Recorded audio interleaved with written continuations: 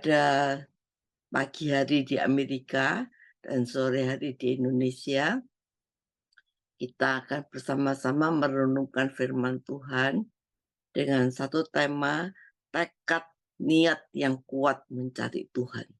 Saudara, kita harus punya tekad niat yang kuat mencari Tuhan. Saudara, ketika kita merasa dalam keadaan seperti ada di dalam situasi yang stagnan, situasi yang tidak bergerak, situasi yang sudah mentok, situasi yang stop, situasi yang berhenti di sepanjang tahun 2024 ini, di mana kita merasa tidak bertumbuh secara benar. Kita merasa bahwa hidup ini kita tidak berubah secara benar. Kita kurang menyenangkan hati Tuhan. Padahal kita rindu untuk menyenangkan hati Tuhan. Tapi kita merasa belum hidup dalam bisa menyenangkan hati Tuhan. Padahal kita sudah berusaha, kita belum merasa berkenan. Saudara, apa yang terjadi saat itu? Tuhan tahu bahwa kita belum maksimal dalam tekad dan niat untuk kita mencari Tuhan. Saudara, kita mau hidup suci, benar. Kita mau hidup berkenan di hadapan Tuhan, benar. Kita mau tumbuh dewasa, benar. Tapi kemauan kita, tekad kita, niat kita ini belum maksimal. Belum sampai puncak, belum sampai klimaksnya. Biasanya masih ada hal di dalam hidup kita ini yang kita harapkan dapat menyenangkan dan memuaskan hati kita. Sehingga akhirnya kita dalam mencari Tuhan itu kita tidak sepenuhnya, tidak semaksimal mungkin. Karena kita punya harapan ada sesuatu di luar Tuhan yang bisa menyenangkan hati kita, memuaskan hati kita, dunia yang bisa menyenangkan kita. Sehingga tekad kita udah utuh, tidak bulat, tidak penuh, nggak maksimal, saudara. Nah, ketika kita dalam keadaan stagnan itu, apa yang harus kita lakukan? Kita harus mengobarkan kerinduan kita, menyalakan keinginan kita, kemauan untuk hidup berkenan di hadapan Tuhan, untuk tumbuh dewasa sampai sempurna. Saudara, kuncinya itu ada niat, ada tekad, ada kemauan untuk mencari Tuhan. Ketika kita berkata, Tuhan, aku minta apa-apa, aku minta supaya aku bisa sungguh-sungguh punya niat dan tekad. Saudara, kalau kita benar-benar bagi Tuhan itu enggak sulit, enggak mustahil. Tapi memang mencari Tuhan itu, saudara, butuh satu perjuangan ya. Jadi kalau kita enggak sungguh-sungguh itu rasanya sulit dan mustahil. Tapi bagi Allah tidak ada mustahil. Kalau kita mau sungguh-sungguh crying, ya menangis di depan Tuhan, minta punya hati yang tulus, yang kuat, yang bisa merobek hati kita, bisa merobek langit sampai kita bisa tembus kepada Bapa. Maka saya percaya keseriusan hati kita akan dilihat Tuhan. Dan Tuhan kadang-kadang menggerakkan peristiwa-peristiwa terjadi dalam hidup kita untuk menggerakkan roda kehidupan kita, menggerakkan roda kerohanian kita, menggerakkan roda kesempurnaan kita untuk bertambah-tambah, supaya nanti kita bisa melihat dalam Roma 28 ayat 29 bahwa Allah akan bekerja mendatangkan kebaikan. Roma 8 ayat 28. Allah akan bekerja mendatangkan kebaikan. Saudara, maka kita percaya kalau kita mau sungguh-sungguh, langit di atas akan merobek dan kita akan bertemu dengan Bapa di surga. Saudara, bayangkan bila suatu hari kita berdiri di hadapan Bapa, dan waktu itu hanya satu yang kita perlukan, tidak ada yang lain, yaitu berkenan di hadapan Bapa. Kalau kita berkenan di hadapan Bapa, maka kita masuk dalam kemuliaan bersama Yesus Kristus. Dikatakan Dia adalah Tuhan di atas segala Tuhan, nama di atas segala nama. Setiap lutut berteluk dan setiap lidah mengaku Yesus adalah Tuhan bagi kemuliaan Allah Bapa. Saudara, jangan sampai kebenaran ini berlalu demikian saja. Kita hanya punya satu kesempatan, satu kali kesempatan. Kalau kita tidak membara, mencari Tuhan dengan sungguh-sungguh, menyenangkan Tuhan dengan sungguh-sungguh, saudara, hidup kita stop dan tidak bisa bertumbuh. Saudara, Tuhan lihat respon anugerah yang Tuhan berikan pada kita. Oleh karena itu, pada hari ini kita akan berbicara mengenai merenungkan tekad niat mencari Tuhan. Seperti yang tertulis dalam Mazmur 105 ayat 4. Carilah Tuhan dengan kekuatannya. Carilah wajahnya selalu. Carilah Tuhan selagi dia bisa ditemui. Artinya ada saatnya kita tidak dapat menemui dia. Saudara, dalam peristiwa Natal, ya, kita sekarang dalam bulan Desember, kita sedang rally Natal, ya, kata Pastor Yongki. Maka dalam peristiwa Natal kita belajar bagaimana mencari Tuhan dengan sungguh-sungguh. Contohnya, para gembala. Para gembala ini mencari Yesus ketika dia mendengar Yesus telah lahir. Para gembala yang berada di sekitar Bethlehem dengan kawanan domba menerima berita tentang kelahiran Yesus. Saudara, para gembala ini orang sederhana, tanpa kebudayaan tinggi, namun hatinya bersih, tulus. Injil mengabarkan reaksi mereka terhadap kejadian yang mereka hadapi. Tiba-tiba berdirilah malaikat Tuhan di dekat mereka. Kemuliaan Tuhan bersinar meliputi mereka. Dan mereka sangat ketakutan. Saudara, karena saat itu malaikat Allah harus menenangkan hatinya. Berkata, jangan takut. Sebab sesungguhnya aku memberitakan padamu kesukaan besar. Untuk seluruh bangsa, hari ini telah lahir bagimu Juru Selamat Yesus Kristus Tuhan di kota Daud. Dan inilah tandanya bagi kamu. Kamu menjumpai seorang bayi dibungkus dengan kain lampin dan terbaring dalam palungan. Saudara, setelah berita ini disampaikan, ini para gembala ini mencari.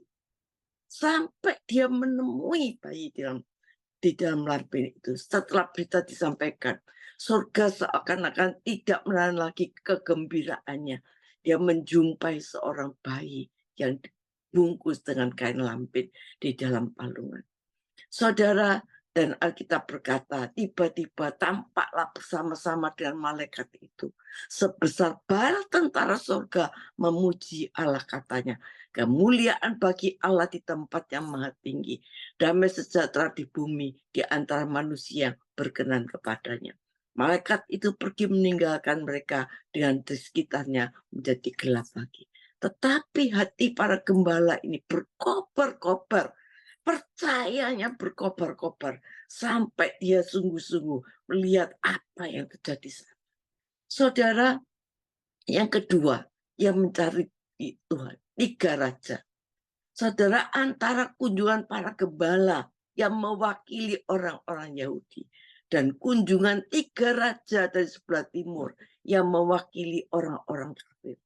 Saudara, penampakan bintang yang tidak dikenal itu membuat mereka yakin bahwa di Israel telah lahir seorang raja baru.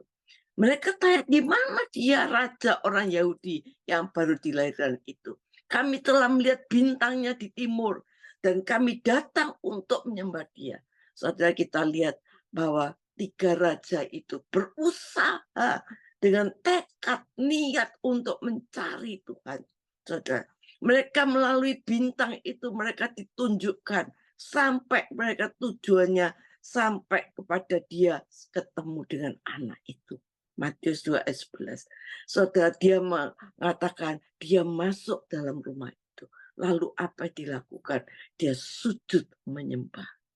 Mereka membuka tempat harta bendanya, mempersembahkan persembahan kepadanya, emas, kemenyan, dan mur, untuk menghadap seorang yang maha tinggi martabatnya. Kita tidak boleh datang dengan tangan hampa. Emas itu adalah kerajaan Kristus. Artinya emas itu adalah kealahannya, saudara. Kita lihat emas itu adalah lambang cinta. Kemenyan itu adalah lambang kealahannya, ya, lambang doa, saudara. Mur itu adalah dikatakan lambang kemanusiaannya, yaitu mati raga. Saudara, mencari Tuhan dan wajahnya adalah perintah Tuhan bagi umatnya.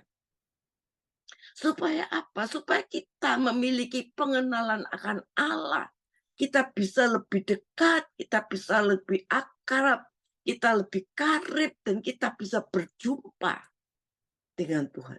Saudara, kalau kita cuma ke gereja dan kita tidak punya niat, tekad untuk berjumpa dengan Tuhan, saudara nggak ada gunanya, saudara. Karena perjumpaan ini yang akan merubah segalanya. Saudara, Tuhan tidak ingin kita hanya mengejar berkat mujizatnya, tapi kita harus mengejar pemberi berkatnya ini. Saudara, demikianlah Tuhan ingin kita mengejar Tuhan, mencari Tuhan dengan sungguh-sungguh. Jika kita mencari Dia, maka Ia berkenan ditemui.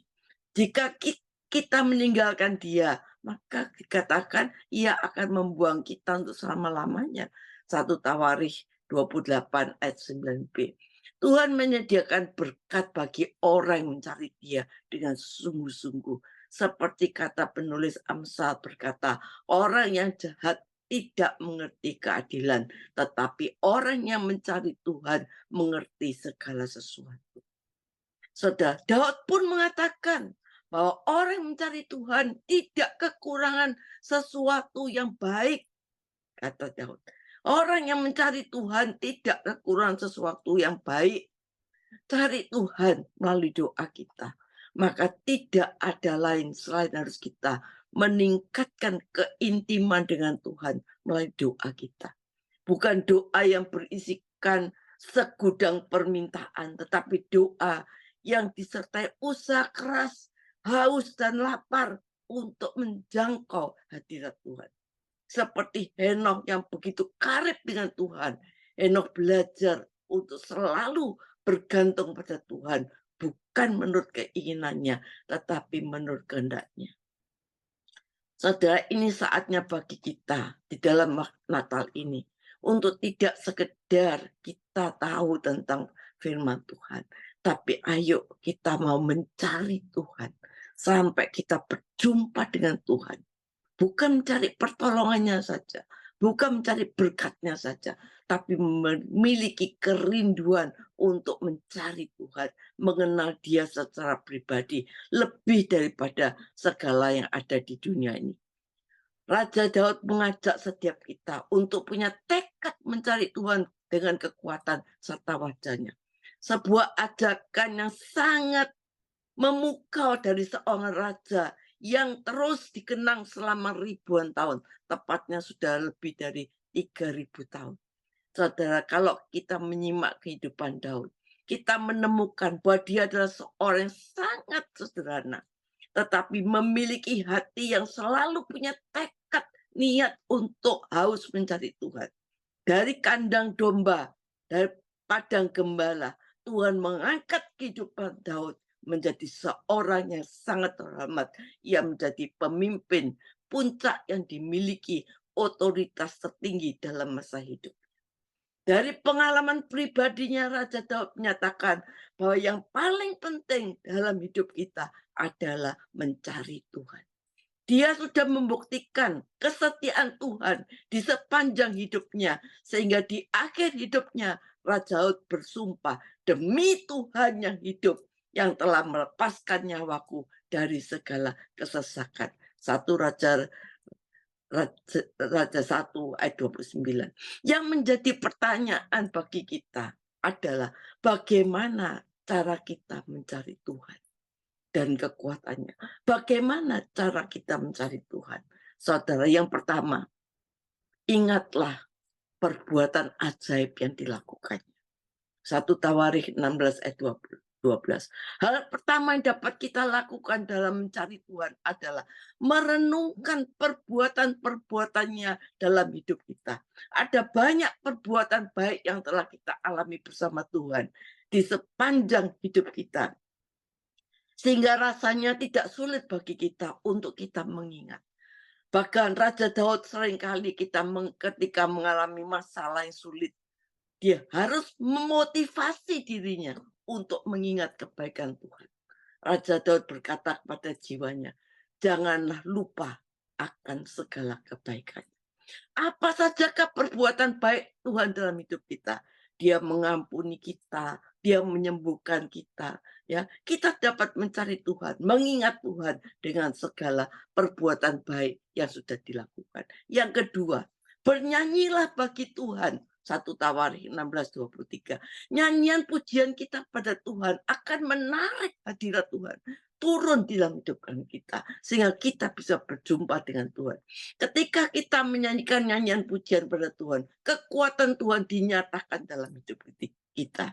Ketiga, berilah kepada Tuhan kemuliaan namanya, bawalah persembahan. 1 Tawarikh 16 ayat 29. Bawa persembahan yang menyenangkan hati Tuhan. Persembahan apa yang menyenangkan hati Tuhan? Paulus menulis dalam Roma 12 ayat 1, persembahkanlah tubuhmu sebagai persembahan yang hidup, kudus, dan berkenan pada Tuhan. Persembahan tubuh kita adalah persembahan yang sangat menyenangkan Tuhan. Kita dapat mempersembahkan tubuh kita dan ketaatan kita kepada firman-Nya. Tuhan Yesus berkata, jika seorang mengasihi aku, ia akan menuruti firman-Ku. Ia akan datang kepadanya dan diam bersama dia. Yang keempat, bagaimana kita mencari Tuhan? Bersyukur kepada Tuhan. 1 Tawarikh 16 ayat 34. Pengucapan syukur adalah tanda kedewasaan rohani kita di dalam Tuhan. Seorang yang dewasa rohani memiliki kehidupan terus-menerus mengalami hadirat Tuhan. Dia tinggal dalam hadirat Tuhan. Saudara, apapun yang terjadi, dia tetap bersyukur. Raja Daud memberi nasihat yang sangat berharga bagi kita untuk selalu kita mencari Tuhan. Jika saat ini kita ada dalam pergumulan, ya, di dalam sepanjang tahun 2024 yang belum dijawab, ayo mulai cari Tuhan. Punya tekad, niat sungguh-sungguh mencari Tuhan sampai berjumpa dengan Tuhan. Maka kemuliaan dari tempat tinggi akan menaungi kita. Jika kita ada dalam semua keadaan yang baik, semuanya dalam keadaan baik, tetap carilah Tuhan. Waktu kita susah, cari Tuhan. Waktu kita senang, cari Tuhan. Sekali lagi firman Tuhan menasihati kita, carilah Tuhan dengan kekuatannya. Carilah wajahnya selalu. Karena itu janganlah jemu-jemu mencari Tuhan dan wajahnya dalam kehidupan kita sehari-hari. Ada harga untuk bersekutu dengan Tuhan. Carilah Tuhan selama dia berkenan ditemui. Karena satu saat, ada saatnya, waktu kita mau ketemu Tuhan, kita tidak dapat seperti Esau, saudara. Dia mencucurkan dengan air mata, tetapi dia sudah kehilangan berkat. Mulai saat ini, ayo kita mau mencari Tuhan dengan satu tekad, niat yang sungguh-sungguh sampai kita berjumpa dengan Tuhan. Maka saya percaya kemuliaan Bapa di tempat tinggi akan hadir di tengah kehidupan saudara. Amin. Kita berdoa biarlah Tuhan di sepanjang tahun 2024 ini, apabila kita mengalami saat-saat di mana doa kita belum dijawab, kita mengalami stagnan, kita mengalami keadaan kita yang sudah mentok, rasanya doa yang belum dijawab. Tuhan, apapun yang terjadi, kami tetap percaya, kami mau saat ini mulai sungguh-sungguh punya tekad niat sungguh-sungguh untuk mencari Tuhan. Sehingga kita bisa bertemu dengan Tuhan dengan sungguh-sungguh. Dan kita percaya, kalau kita bertemu dengan Tuhan, maka kuasa Tuhan itu akan menaungi hidup kita selama-lamanya. Amin.